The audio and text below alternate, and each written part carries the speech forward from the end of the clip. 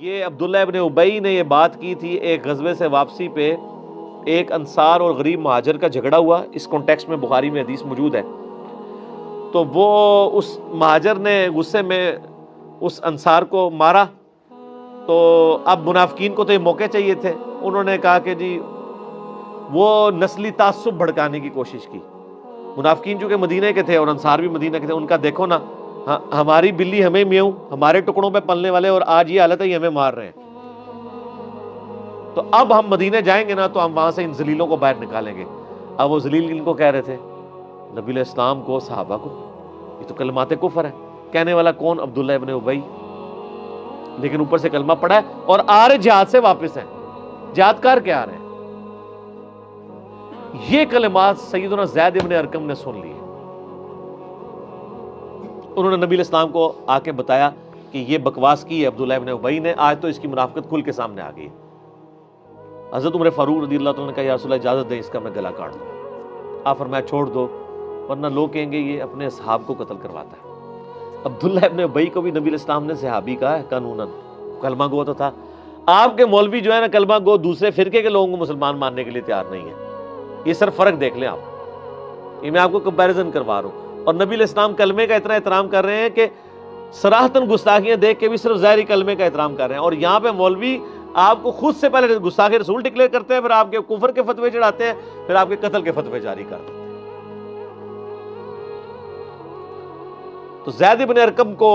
نبی علیہ السلام نے جب ان کی شکایت سنی، عبداللہ ابن ابی کو بلوا لیا، تو ظاہر منافقین تو آپ پڑھ چکے ہیں، انہوں نے جھوٹ ہی بولنا تھا، اس نے انکار کر دیا۔ اس نے کہا جی یہ لڑکا جھوٹ بول رہا ہے، منڈے نے جھوٹ مارا ہے، ایسی گل تو ہو سکتا ہے یا رسول اللہ سے کریے۔ تو آپ علیہ السلام نے پھر خاموشی اختیار کر لی۔ تو زید ابن ارقم کہتے ہیں مجھے بڑا دکھ ہوا اس بات کا کہ میں نے تو خود بات سنی ہوئی تھی،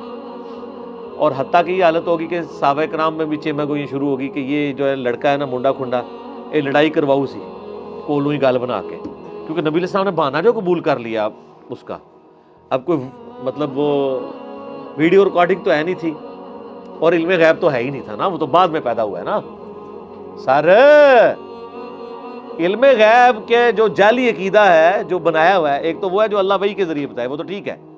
جو باقی بنایا ہوا ہے یہ تو بعد کی پیداوار ہے نا، ورنہ تو صحابہ کرام کہتے ہیں یا رسول اللہ آپ علم غیب ہے، آپ خود ہی بتا دینا۔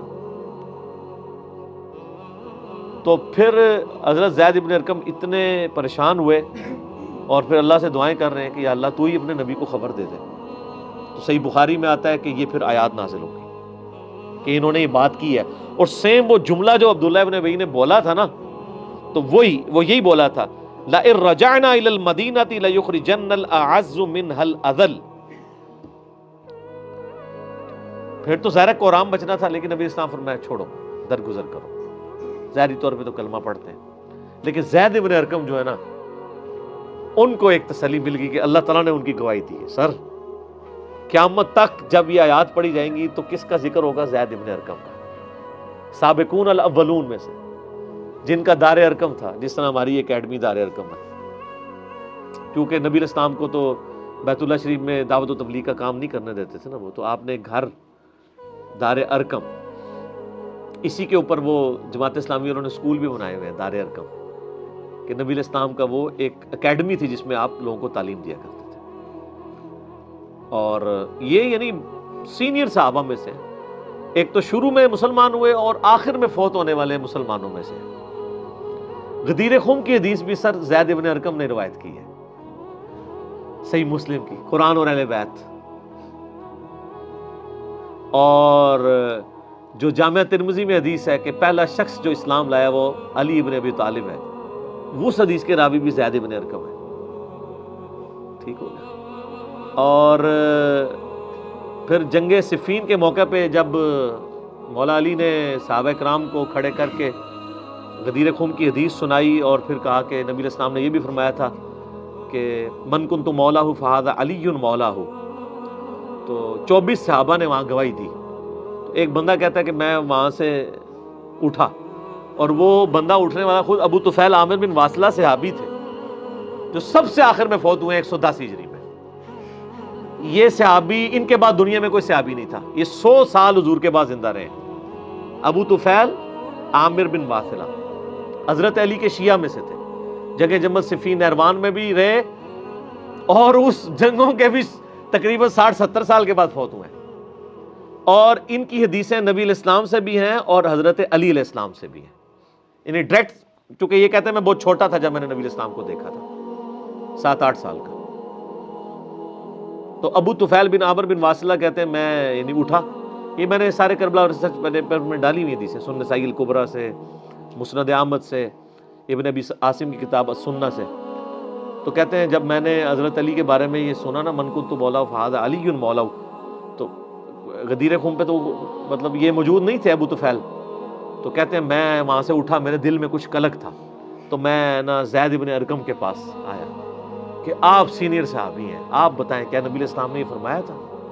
تو زید بن ارقم تو پہلے تیار بیٹھے ہوئے ہیں، ان کا مجھے چند باتیں یاد ہیں، ان میں سے یہی ہے کہ آپ علیہ السلام نے خم نامی گاؤں میں ہمیں اپنی وفات سے 1.5-2 مہینے پہلے خطبہ دیتے ہوئے کہا تھا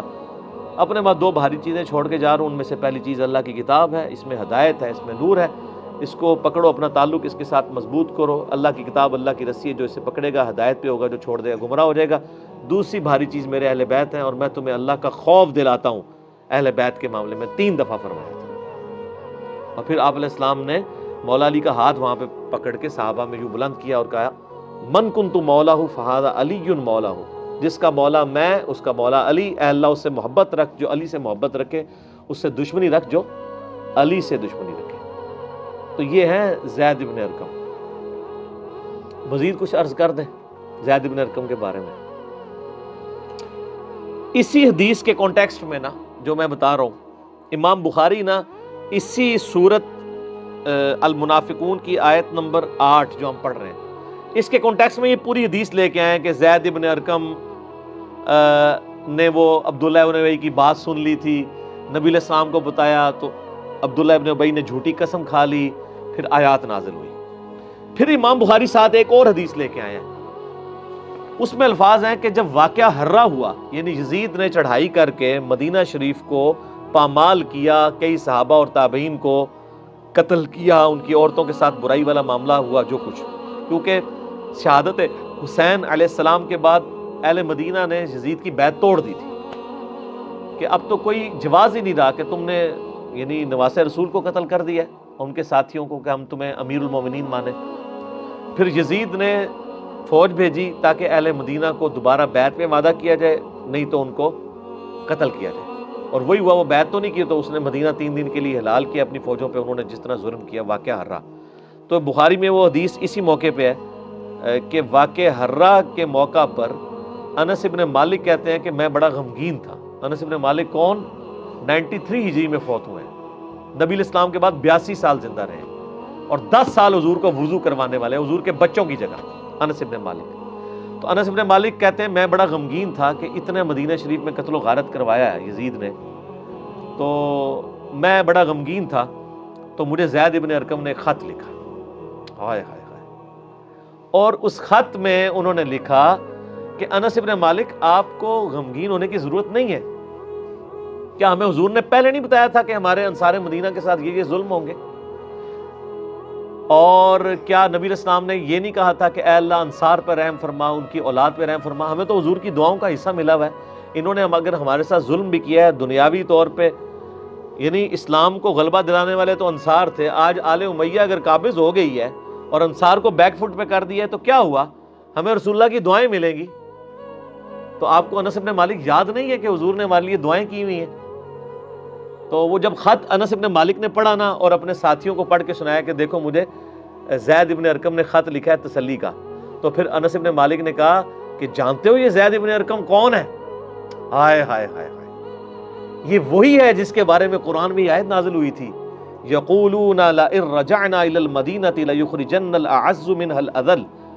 جب عبداللہ ابن ابی نے جھوٹی قسم کھا لی تھی تو اس شخص کے اللہ تعالیٰ نے توثیق قرآن میں نازل کر دی، یہ اس شخص بندے کا میرے پاس خط آیا ہے۔ انس ابن مالک جیسا بندہ بھی کہہ رہا ہے کہ مجھے زید ابن ارقم کا خط آیا،